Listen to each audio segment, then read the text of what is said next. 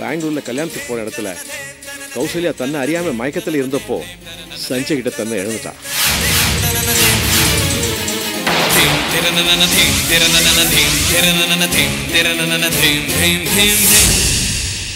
சஞ்சயும் திட்டம் போட்டு இந்த தப்பை செய்யல.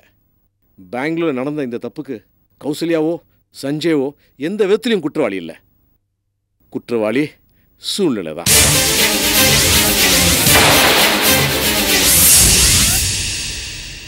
தன்னை தொட்டவன் வேற ஒருத்தன் இருக்கும்போது இன்னொருத்தனு கழுத்து நீட்ட கௌசல்யாவுக்கு மனசு வரல. அதனால தான் அவ தங்கச்சி சீதா மூலமா ஒரு பொய்யை சொல்லி உன்னை விட்டு விலகி தன்னை தொட்ட சஞ்சயை தேடி போயிருக்கா.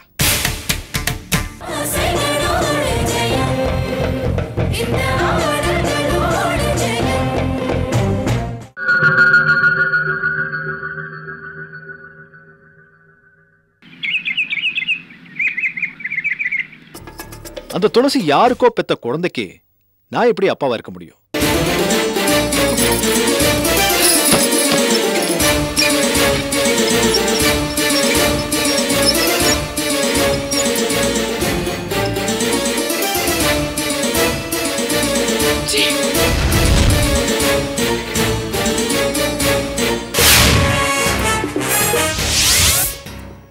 மாமா, தப்பு செய்யறது இருக்கே அது சாதாரண மனுஷாலோட செயல்.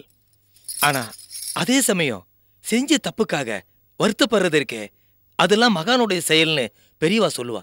தப்பு என்னவோ செஞ்சுட்டேல், தயவு செய்து அதை ஒத்துண்டு அந்த பாவப்பட்ட துளசிக்கு வாழ்க்கை கொடுங்க மாமா. டேய், முதல்ல நம்ம வம்சத்துல பெண் பாவத்தை சம்பாதிச்சவன் நீதாண்டா. துளசிய மனைவியை ஏத்துக்கூடா. டேய் சுதர்ஷன், அவளோட கண்ணீர் நம்ம வம்சத்தையே அழிச்சுடுண்டா.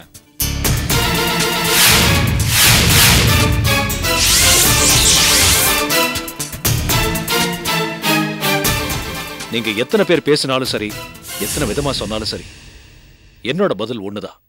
நேக்கும் துளசிக்கும் எந்த சம்பந்தமும் இல்ல.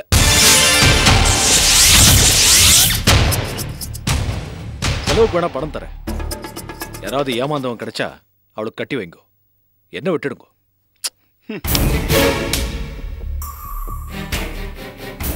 அப்போ உங்களுக்கும் துளசிக்கும் எந்த சம்பந்தமும் இல்லன்னு நீங்க உறுதியா சொல்றீங்க. இப்ப சொன்னேலே இதே வார்த்தைய நாளைக்கு DNA டெஸ்ட் நடக்க போறதே அந்த இடத்துல வந்து சொல்ல முடியுமா?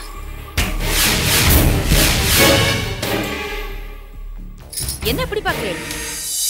எஸ், நாளைக்கு உங்களுக்கும் குழந்தை கிருஷ்ணாவுக்கும் DNA டெஸ்ட் பண்றதுக்கு நான் ஏற்பாடு பண்ணிட்டு வந்திருக்கேன்.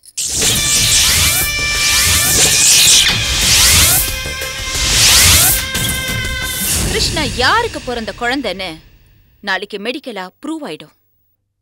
அப்ப என்ன பண்ணுவேள் மிஸ்டர் சுதர்சன்?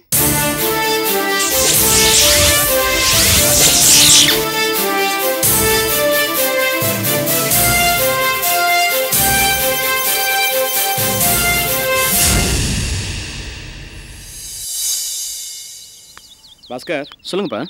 கௌசல்யா பேர்ல சொத்து மாத்திர ப்ராசஸ் எவ்வளவு தூரம் இருக்கு? ஆடிட்டர் டாக்குமெண்ட்ஸ்லாம் ரெடி பண்ணிட்டு இருக்காரு. லீகல் விஷயமா சில தகவலாம் தேடிக்கிட்டு இருக்காரு. அந்த தகவலாம் கிடைச்ச பிறகு இன்னும் ஒரு வாரத்துல எல்லா டாக்குமெண்ட்ஸும் ரெடி பண்ணிடுவார். அதுக்கப்புறமா நீங்க உங்க எண்ணப்படியே உங்க மொத்த சொத்தையும் கௌசல்யா பேருக்கு மாத்தி எழுதிடலாம். அதுல எந்த பிரச்சனையும் வராது. பாஸ்கர், என்னுடைய சொத்தோ பணமோ அவளுக்கு சந்தோஷத்தை தந்துடாதுப்பா, அது எனக்கு நல்லாவே தெரியும். ஆனா சஞ்சய் இறந்ததுல அவளுக்கு உண்டான மனக்காயத்துக்கு மருந்தாக உதவட்டுமே தான் இந்த நடவடிக்கை எடுக்க சொல்றேன். டேய் ராஜா. கோபால், என்னடா இந்த நேரத்தில் ஆஸ்பத்திரிக்கு லீவ் விட்டுட்டியா? ராஜா, உங்ககிட்ட ஒரு முக்கியமான விஷயம் சொல்ல வந்திருக்கேன். என்ன விஷயம் சொல்லு. நேற்று கௌசி ஃபோன் பண்ணி அர்ஜென்ட்டாக வர சொன்னான். போய் பார்த்தா பட்டருக்கு நல்ல அடிபட்டு இருந்தது. அவர் காயத்துக்கு மருந்து போட்டு வரேன்.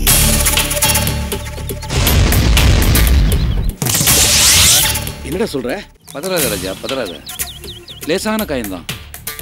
இதுக்கெல்லாம் காரணம் சொக்கலிங்க அனுப்பின ரவுடிங்க தான்.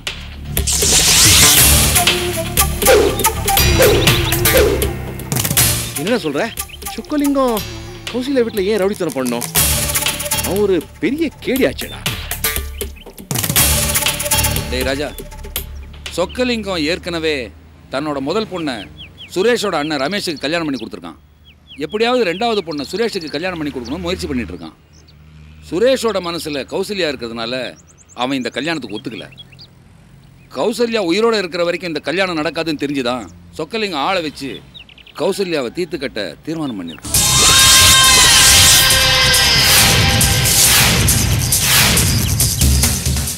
ஐயோ, எப்படா என் மருமக அந்த சிக்கலுக்கு தப்பிச்சா? நல்ல வேலைடா. அந்த பக்கம் எதேச்சியா வந்த சுரேஷ் தான் அந்த ரவுடிங்க கிட்ட இருந்து கௌசல்யாவும் சீதாவையும் காப்பாத்திருக்கான்.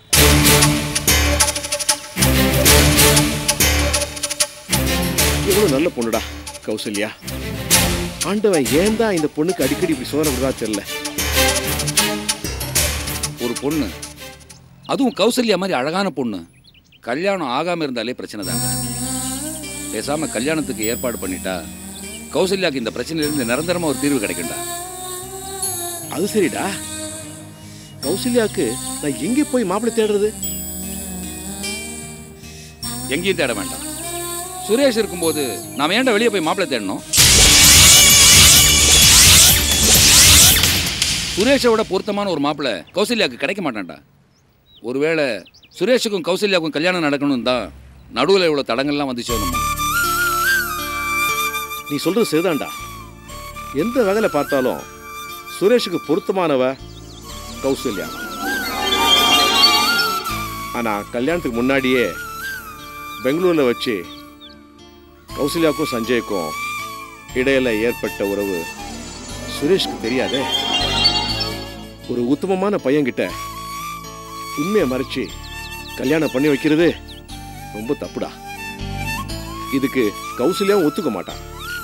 ராஜா, நம்ம ஏன்டா மறைக்கணும்? லைஃப்ல எல்லாமே ஒரு ஸ்டேஜ் வரைக்கும் தான்டா மறைச்சு மறைச்சு கொண்டு போகணும்.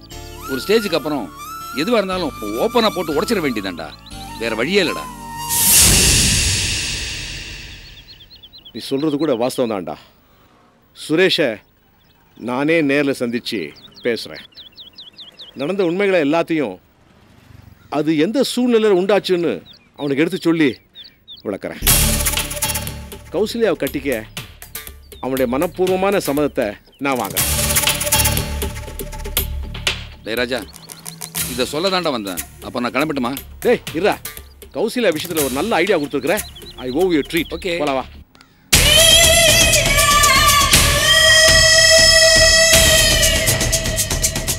சொத்துக்கு இடைஞ்சலா அந்த கௌசல்யா தான் இருந்திருக்கான்னு பார்த்தா இப்ப கூடவே அந்த சுரேஷும் சேர்ந்திருக்கானே. அண்ணே, நம்ம எதிரிங்களோட எண்ணிக்கை அதிகமாயிட்டே இருக்கு. போற போக்கு பார்த்தா ராஜரத்னத்தோட சொத்தும் போய் நாம தனிமைப்பட்டுருவோமோன்னு ரொம்ப பயமா இருக்கு. தனி மனுஷன் தனிமைப்படுறதுல தான் பெருமையே இருக்கு. ஆடும் மாடும் கூட்டமாக தான் தெரியும். ஆனா சிங்கம் எப்பவுமே தனியாக தான் தெரியும். ஆனா காட்டு ராஜா சிங்கம் தான், ஆடோ மாடோ இல்லை. நான் சிங்கம் மாதிரி தனியா நின்று அத்தனை எதிரிங்களையும் அழிச்சிருவேன். ராஜரத்னத்தோட சொத்தை கைப்பற்றியே தீருவேன். இதுக்கு எந்த விதமான இடைஞ்சலும் வராது. நான் பார்த்துக்கிறேன்.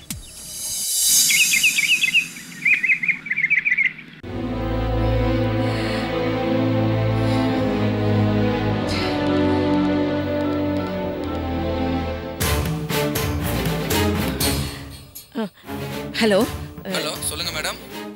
டாக்டர் கிருஷ்ணமூர்த்தி இருக்காரா? Yes, speaking. நான் ரங்கநாயகி பேசுறேன். சொல்லுங்க மேடம், நான் கிருஷ்ணமூர்த்தி தான் பேசுறேன். டாக்டர், தம்பி குழந்தை கிருஷ்ணா டிஎன்ஏ டெஸ்ட் ரெடி ஆயிட்டே இருக்கு மேடம். ரெடி ஆனவன கொடுத்துறேன். இல்ல டாக்டர், நீங்க மத்த ரிப்போர்ட்ஸ் எல்லாம் மெதுவா கொடுங்க. பாசிட்டிவா நெகட்டிவான்னு மட்டும் சொல்லிட்டீங்கன்னா நல்லா இருக்கும். பாசிட்டிவ் தான் மேடம். அந்த குழந்தை சுதர்ஷனுக்கு பிறந்தது தான்.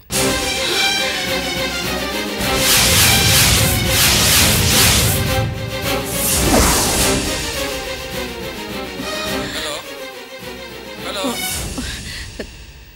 Thank you doctor. நான் அப்புறமா பேசுறேன். Okay madam. சுதா,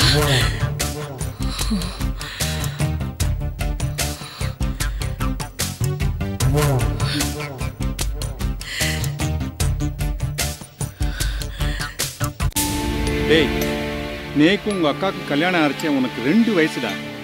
உன்னை என்னைக்குமே என் மச்சினா பார்த்ததில்ல. என் பிள்ளையா தாண்டா பார்த்துட்டு இருக்கேன். உன்னை என் பெரிய பிள்ளையா நினச்சி வளர்த்தேன்டா. ஆனா நீ என்னடான்னா ஒரு தப்பான காரியத்தை பண்ணிட்டு அதையும் மறைச்சிட்டு ஒரு பொண்ணோட வாழ்க்கையை கெடுத்துட்டு வந்து நிக்கிறிய. ஒருவேளை நான் உன்னை தப்பா வளர்த்துட்டேனோ இல்ல பிறவிலேயே நீ தப்பான எண்ணங்கள் உள்ளவனோன்னு எனக்கு தெரியலடா. டேய், ஏன்டா இப்படி ஒரு காரியத்தை பண்ணிட்டு வந்து நிக்கிற? மாமா, உங்களுக்கு அட்வைஸ் பண்ற அளவுக்கோ கண்டிக்கிற மாதிரி பேசுற அளவுக்கோ எனக்கு வயசும் பத்தாது, அனுபவமும் இல்லை. நான் நீங்க தூக்கி வளர்த்த புள்ள. நான் சின்ன வயசுல இருந்து உங்க கூடயே வளர்ந்ததால பல விஷயங்களை உங்களையே ரோல் மாடலா வச்சுண்டு பிரமிச்சிருக்கேன். இப்ப நினைச்சா நேக்கே என் மேல ரொம்ப அருவருப்பா இருக்கு. இப்படிப்பட்ட ஒரு மனுஷனையான ரோல் மாடலா நினைச்சுட்டு இருந்த அசிங்கமா இருக்கு.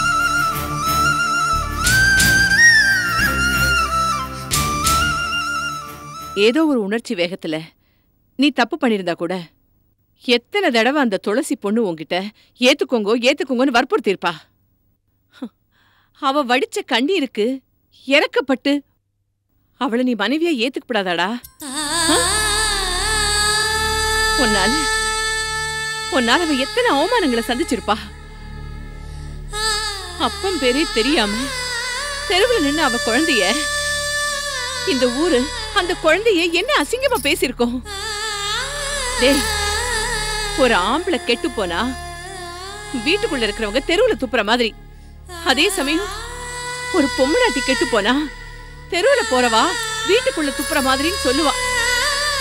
அதே மாதிரி துளசிய கெட்டு போனவன்னு எத்தனை பேருடா அவ முகத்துல காரி துப்பிருப்பா. உன்னால ஒரு பொண்ணோட மொத்த சாபத்தையும் கண்ணீரையும் வாங்கிட்டு, ஐயோ இந்த வீடு எப்படிடா உருப்பிடும்? டேய், உன்னை சாப்பாடு போட்டு வளர்த்த இந்த கைய நெருப்புல போட்டு பொசுக்கணும்டா, பொசுக்கணும். ரங்கநாயகியோட குடும்பத்துக்கு தீர்க்கவே முடியாத ஒரு பாவத்தை உண்டு பண்ணிட்டியேடா மகா பாவி. சொல்லு, ஏண்டா இப்படி பண்ண? ஏண்டா இப்படி பண்ண? சொல்லுடா, சொல்லு, ஏண்டா இப்படி பண்ண?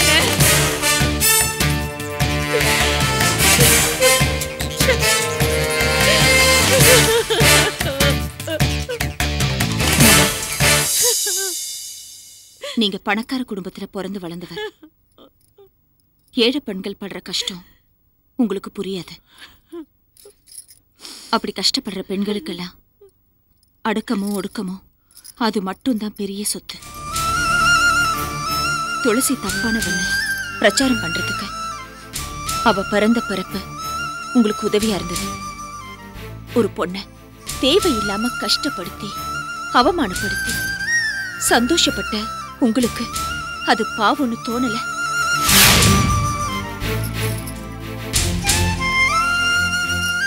மாமா, இப்ப நான் பேச போறதுக்கு தயவு செஞ்சு என்ன மன்னிச்சிருக்கும். ஒருவேளை கல்யாணத்துக்கு முன்னாடி உங்க அக்காவை யாராவது ஏமாத்தி கையில ஒரு குழந்தைய கொடுத்துட்டு போயிருந்தா நீங்க அவரை சும்மா விட்டுருப்பேடா? என்ன ஏதுன்னு கேள்வி கேட்க ஆள் இல்ல, யாரும் வரமாட்டாங்க. அந்த தைரியத்துல தானே நீங்க அவ வாழ்க்கைய சீரழிச்சே.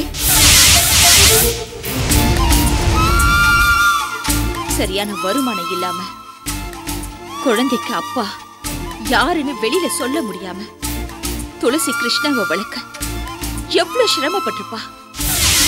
ஏன் மாமா இப்படி நடந்துட்டேள்?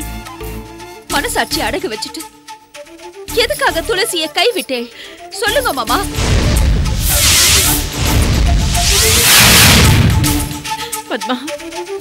பத்மா, இவங்கிட்ட பேசுறது வேஸ்டடி. நீன்னு இல்ல, இப்ப யாரு கேட்டாலுமே இவன் வாயை திறந்து ஒரு பதில சொல்ல மாட்டான். எப்படி சொல்லுவான்? இவன் பண்ணின தப்புதான் எல்லாருக்கும் தெரிஞ்சு தலை குடிஞ்சு நிக்கிறோமே. தைரியமா எப்படி பதில் சொல்லுவான்? இவன் துளசிக்கு பண்ண துரோகத்துக்கு இனிமே நாம தான் தீர்ப்பு கொடுக்கணும். இவன் கிட்ட பேசுறதுல எந்த புண்ணியமும் இல்ல. இருவரேன்.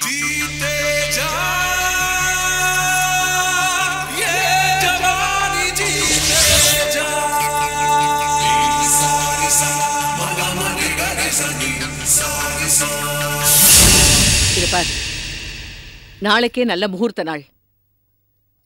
கல்யாணத்துக்கு வேண்டிய ஏற்பாடுகள் அத்தனையும் கவனி. கல்யாணம் நம்ம ஆத்துல. முகூர்த்தம் காத்தால 9 10:30.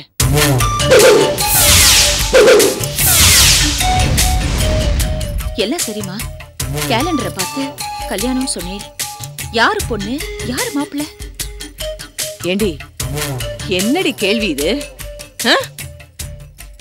துளசிக்கு இவன் பண்ண துரோகத்துக்கு இவன் அவ கழுத்துல தாலியை கட்டி நாளை காத்தால அவளை மனைவியா ஏத்துக்க போறான்.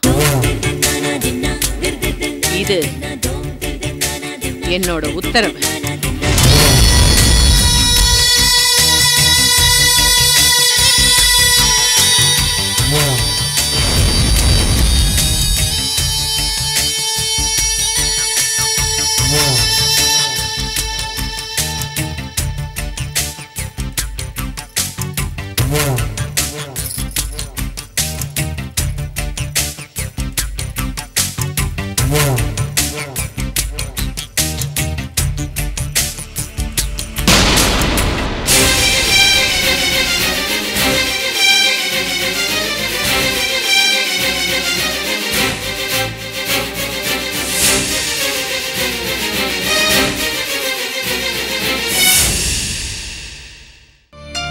என்ன நேரமாச்சு? வந்துருவான்ல? வந்துருவான்டா. டேய் வருஷம் இல்ல? வருவான்டா, நான் சொல்லிட்டு தான் வந்துருவான்ல? Good evening uncle. வாப்பா. Good evening. வா சுரேஷ். ஏதோ அவசரமா மீட் பண்ண சொன்னதா பாஸ்கர் சொன்னாரு. அப்படி என்ன அவசரம்? ஆரம்பத்துல உனக்கும் கௌசல்யாவுக்கும் கல்யாணம் நிச்சயம் ஆன உடனே திடீர்னு ஒரு நாள் கௌசல்யாவோட தங்க சீதா உன்னை சந்திச்சு, கௌசல்யாவுக்கும் சஞ்சய்க்கும் ஏற்கனவே காதல் இருந்துச்சு, அதனால கௌசி சஞ்சய் தான் கட்டிப்பேன்னு முடிவா சொன்னதுனால கௌசல்யாவை விட்டு கொடுங்கன்னு உங்ககிட்ட கேட்டா உனக்கு ஞாபகம் இருக்கா? ஓ, நல்லா ஞாபகம் இருக்கு. நான் கௌசியோட சந்தோஷம் தான் முக்கியம்னு கௌசி சஞ்சய் கல்யாணத்துக்கு வழி விட்டு ஒதுங்கிட்டேன். கடைசியில் கௌசி ஆசைப்படி சஞ்சய் கூடவும் அவளுக்கு கல்யாணம் நடக்காம போயிடுது. ஆமா, இப்போ அது என்னத்துக்கு? ஏன் திடீர்னு அதை பத்தி கேட்குறேன்? இல்லை சுரேஷ், இல்லை. சஞ்சய்க்கும் கௌசல்யாவுக்கும் ஏற்கனவே காதல்னு சீதா சொன்னது பொய்.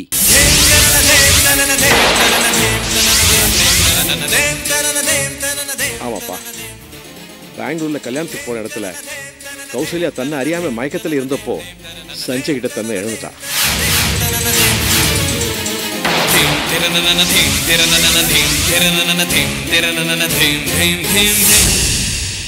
சஞ்சயும் திட்டம் போட்டு இந்த தப்பை செய்யல.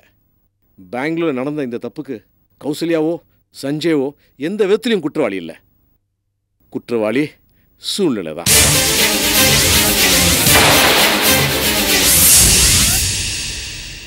தன்னை தொட்டவன் வேற ஒருத்தன் இருக்கும்போது இன்னொருத்தனு கழுத்து நீட்ட கௌசல்யாவுக்கு மனசு வரல. அதனால தான் அவ தங்கச்சி சீதா மூலமா ஒரு பொய்யை சொல்லி உன்னை விட்டு விலகி தன்னை தொட்ட சஞ்சயை தேடி போயிருக்கா. சஞ்சய் இப்படி அல்பாயுஸ்ல போயிடுவான்னு கௌசல்யா நினைக்கல. ஏதோ எல்லாம் நடந்து முடிஞ்சு போச்சு. சுரேஷ், பெங்களூர்ல நடந்த ஒரே ஒரு சம்பவத்தை மட்டும் வச்சு கௌசல்யாவை தப்பானவன் நினைச்சிடாத. அவ ரொம்ப நல்ல பொண்ணு. விதி அவ வாழ்க்கையில விளையாடிச்சு, அவ்வளவுதான். சுரேஷ், நீ என் பையன் மாதிரி. செத்து போன என் பையன் சஞ்சய் வேற, நீ வேறன்னு எப்போ நான் நினைக்கல. இன்னும் சொல்ல போனா சஞ்சய் விட உன்னை உயர்வா நினைக்கிறான். நீ விரும்பின பொண்ணு சந்தோஷமா இருக்கிறதுக்காக சஞ்சய்க்கு கௌசல்யாவை விட்டு கொடுத்த அற்புதமான ஆள். நேற்று ராத்திரி கௌசல்யா வீட்டில் நடந்த சம்பவத்தையும் நீ அவளை காப்பாற்றின விஷயத்தையும் கோபால் என்கிட்ட சொன்னான். நடந்த விஷயம் எல்லாத்தையும் மறந்துட்டு நான் ஒரு முடிவுக்கு வந்துக்கிறேன். இப்போதான் உங்ககிட்ட கௌசல்யா பற்றி எல்லா உண்மையும் சொல்லியாச்சு. நேற்று ராத்திரி கௌசல்யாவுக்கு வர இருந்த ஆபத்திலிருந்து நீ அவளை காப்பாற்றிட்டப்பா. வாழ்க்கை பூராவும் நீ தான் அவளை காப்பாற்றணும். அப்படி நீ வாழ்க்கை பூரா அவளை காப்பாற்றி தாலி கட்டி மனைவியா ஏத்துக்கோ. சுரேஷ், கௌசல்யாவை மனைவியா ஏத்துக்க நீ சம்மதிக்கிறியா?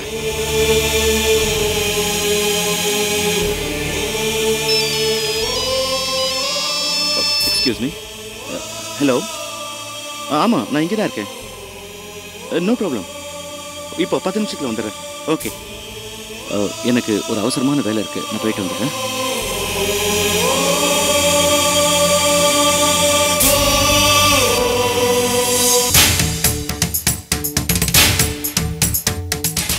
நான் உங்ககிட்ட ஒரு 5 நிமிஷம் பேசணும்.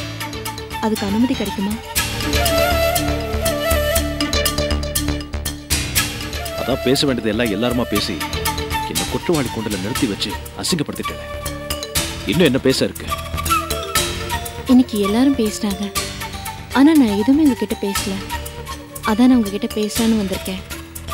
எல்லாரும் உங்ககிட்ட சொன்ன மாதிரி நீங்க என் கழுத்துல நாளைக்கு தாலி கட்டி என்ன மனைவியை ஏத்துக்கிறதோ மறுப்பு சொல்றதோ உங்க இஷ்டம்.